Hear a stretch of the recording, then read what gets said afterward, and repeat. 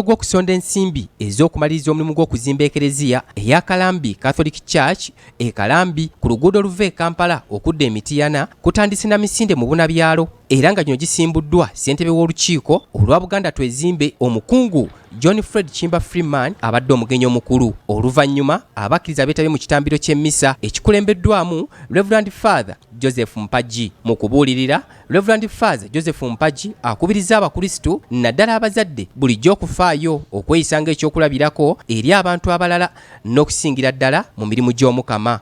Ffe bannaddiini twagala mutulabireko gye tutendewaliddwa ne tutabira kyakulabirako kirungi tusabe Omukama ekisonyiwo. Taata nga kyakulabirako kirungi awaka saba Omukama ekisonyiwo ne maama bw'otyo.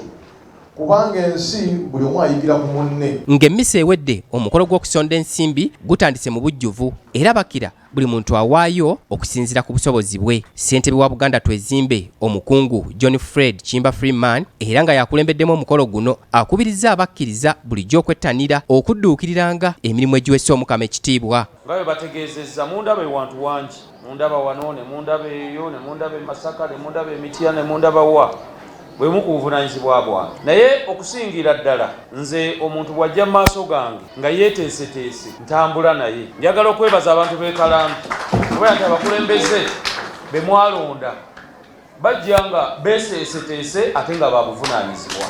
Omukungu John Fred Chimba Freeman ategeezezza nti Obwakabaka butambulira wamu n'enzikiriza era n'asaba abakkiriza obutakoowanga kuzimba Ekereziya. Kabaka Muteesa yasooka ye yayita wano bannaddiini era olwaleero ffenna kwe tutambulira. Ettaka mu biro ebyo baaliwaayo.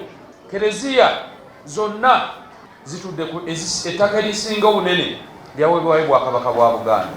Kale nno ffe abaana abaleero buvunaanyizibwa bwaffe okulaba ng'ekigambo ky'Omukama kitambula era nga kigenda mu maaso. Omubaka wa Busiro East Medard Lubega Ssegona akalya amagwa mu kwogera kwe yekokodde nnyo abakulembeze abaweebwa obuvunaanyizibwa okuweereza abantu ne badda mu kwekkusa bokka.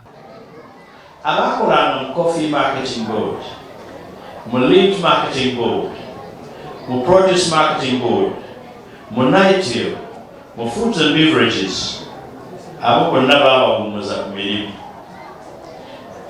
Diary Corporation etwasibwa okutegeera ne bagitunda shirisi 1000 si $, shirisi 1000 naye nga abagiguze be batunda bennyini. Ssegona agamba nti kyekiseera abantu abenyigira mu kukumpanya ssente z'eggwanga okubassa ebyuma by'ebisolo mu nnyindo okubaawula ku balala singa kiba kisoboka. Waliwo abasajja abakristu nga nze nga balunda ente ennyimpi naye nga bazisaamu ekyuma mu nnyindo bamumwa oba mu nnyindo bawana mu nnyindo nti zireke kugira ki tambula nga zigenda zifukula mu kaseera ezifukula ebyazo n'ebitali byazo. Ekinkuumye nga nina ekisa kya Katonda kutagenda nga nfukulafukula. Abantu abamu basaana kuteekamu kyuma mu nnyindo balekerawo okufukula amalwaliro n'enguudo n'amasomero. Ssentebe w'olukiiko olutesitesi era oluzimbi Mafias Jumba wamu n'abakkiriza abalala batenderezza buli kinnoomu awaddeyo ensimbi. Omukungu John Fred Chimba Freeman awaddeyo obukadde 3 mu mpeke, Omubaka Ssegona akakadde kamu n'abalala batyo. Ng'awamu obukadde obukundukkiriza mu 5 bwe busondeddwa mu mpeke ku bukadde 2 obwetaagibwa okumaliriza okusereka Ekereziya y'Omukama. Titus Jemba, BBS Telefina.